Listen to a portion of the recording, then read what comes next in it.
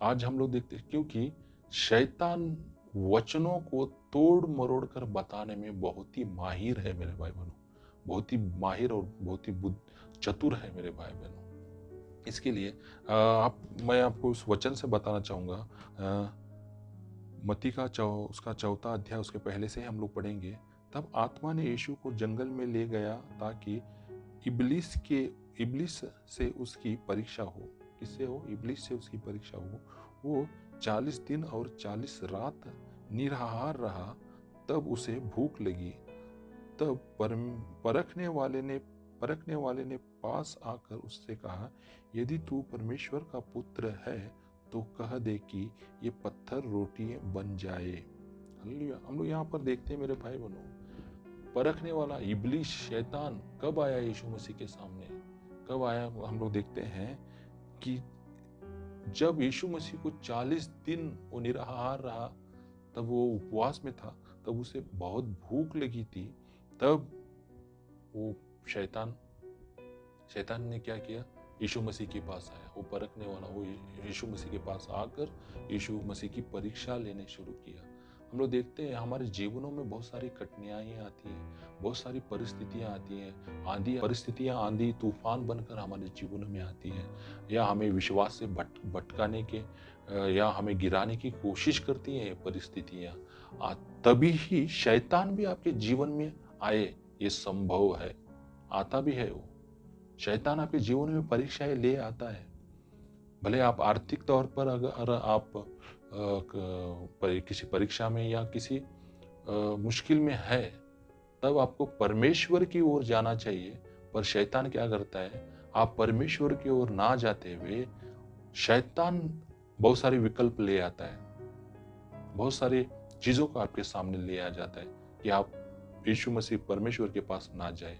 ऐसे विकल्प और ऐसे रास्ते वो भी ले आता है, क्योंकि वो आपको भरमाना चाहता है, वो आपको भटकाना चाहता है और परमेश्वर की ओर मुड़े, आप परमेश्वर की ओर, परमेश्वर की आज्ञा या परमेश्वर की आशीष को पाए, या उस मुश्किल से निकलने के लिए आप परमेश्वर पर निर्भर रहे, वो ये नहीं चाहता। इसलिए आदम और हव्वा को भी उसने इसी तरह भटकाया है।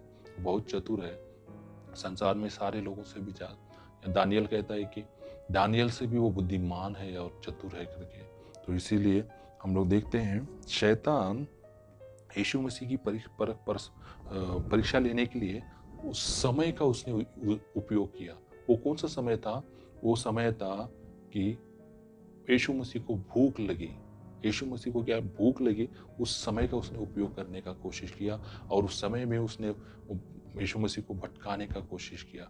पर यीशु मसीह ने कहा, मनुष्य रोटी से मात्र नहीं, क्योंकि हम लोग वचन देखते हैं कि शैतान ने कहा, यह तब परखने वाले ने पास आकर उससे कहा कि यदि तू परमेश्वर का पुत्र है तो कह दे कि ये पत्थर रोटियां बन जाए। मतलब पत्थर को रोटी बनाने के लिए उसने कहा। तब यीशु मसीह ने कहा, यीशु ने उत्तर दिया, लिखा है, मनुष्य केवल रोटी ही से नहीं परंतु हर एक वचन से जो परमेश्वर के मुख से निकलता है जीवित रहेगा। तो यहाँ पर वचन कहता है मेरे भाई बहनों, मनुष्य किससे जीवित रहेगा? सिर्फ रोटी से ही नहीं, तो परमेश्वर के मुख से निकलने वाले हर एक वचन से, परमेश्वर के मुंह से। हालेलुया। मनुष्य के मुंह से नहीं। आज मनुष्य के मुंह से बहुत सारे वचन आते हैं, पर वो भले आपको कुछ काम के नहीं होंगे, क्योंकि आज मैं भी अगर वचनों से बात कर रहा हूं तो आपको कुछ सहायता हो सकती है, आपको कुछ मार्गदर्शन मिल सकता है, पर आपको खुद परमेश्वर से वचन प्राप्त करना होगा, और उसके लिए आपको खुद परमेश्वर के करीब जाना होगा। तभी आप परमेश्वर के मुख के वचन को समझ पाएंगे। आपको अगर परमेश्वर को जानना है तो उसके वचनों को जानिए। अगर आपको परमेश्वर से कुछ प्राप्त करना है, परमेश्वर की आशीष को या परमेश्वर के मार्गदर्शन को, या परमेश्वर से आपको कुछ आशीष करना है, तो आपको वचन के पास ही जाना होगा। और इस वचन को और एक नाम भी है, वचन देहधारी हुआ। वचन देहधारी हुआ, इसका मतलब कौन है? यीशु मसीह। वचन ही परमेश्वर था और वचन देहधारी हुआ। तो वचन संसार में देहधारी होकर भी आया, और इसी वचन को परमेश्वर ने, यीशु मसीह ने हमें ठीक तरह से समझा भी दिया मेरे भाई बहनों। तो हमें परमेश्वर के मुख से निकलने वाले वचनों को से हमें जीवित हम रहेंगे। हालेलुया।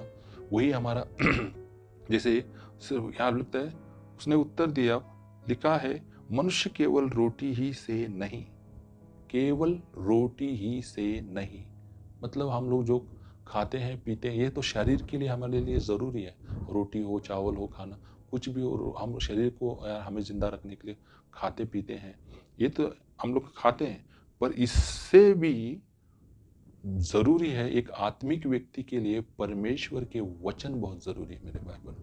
अगर परमेश्वर के मुख से निकलने वाले वचन को हम लोग समझें, आज कोई कुछ भी वचन से अगर आप, इसलिए तो आप लोग देखते हैं परमेश्वर के वचन से हमें, मुख से निकलने वाले वचनों से हम जिंदा रहेंगे या हम आत्मिकता में बलवंत होंगे।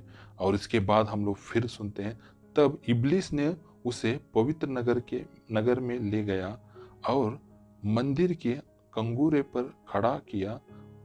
और 6वां वचन हम पढ़ते हैं, और उससे कहा, यदि तू परमेश्वर का पुत्र है तो अपने आप को नीचे गिरा दे, क्योंकि लिखा है वह तेरे विषय में अपने स्वर्गदूतों को आज्ञा देगा और वे तुझे हाथों हाथ उठा लेंगे, कहीं ऐसा ना हो कि तेरे पांव में पत्थर से ठेस लगे। हालेलुया।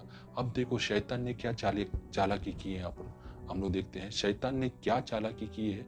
आप थोड़ा यहाँ पर गौर कर देखे तो हम लोग देखते हैं यीशु मसीह, जब शैतान आकर, इब्लिस या शैतान आकर यीशु मसीह को परखने की और यीशु मसीह की परखने की कोशिश की, तो यीशु मसीह ने ऐसा लिखा है।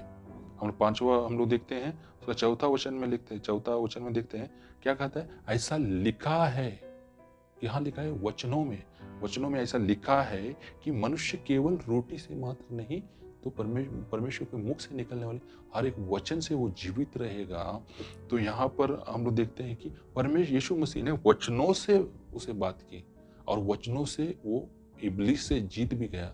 परीक्षा उसने पास कर ली और वचनों से ही उसने इब्लिस के साथ बात की और वो जीत भी गया। तो उसके बाद शैतान ने ऐसी चाल चली। हाँ, पहले तो उसने वचनों से बात नहीं की है। अगर तो परमेश्वर, तो वो तो जैसे हवा को उसने बात की, हवा को उसने फंसाने की कोशिश की थी, वैसे उसने आगे शुरुआत की है, पर उसने वचनों से बात नहीं की। पर अब यहाँ पर कहता है यदि तू परमेश्वर, उसे कहाँ पर ले गया, यहाँ पर हम लोग देखते हैं, तब इब्लिस ने उसे पवित्र नगर में ले गया और मंदिर के कंगूरे पर खड़ा किया और उससे कहा, यदि तू परमेश्वर का पुत्र है तो अपने, यहां पर क्या कह रहा है फिर से, यदि तू परमेश्वर, पहले वहां पर कहते यदि तू परमेश्वर का पुत्र है तो इस रोटी को, इस पत्थर को रोटी बना। अब यहां पर कह रहे यदि तू परमेश्वर का पुत्र है तो अपने आप को नीचे गिरा दे।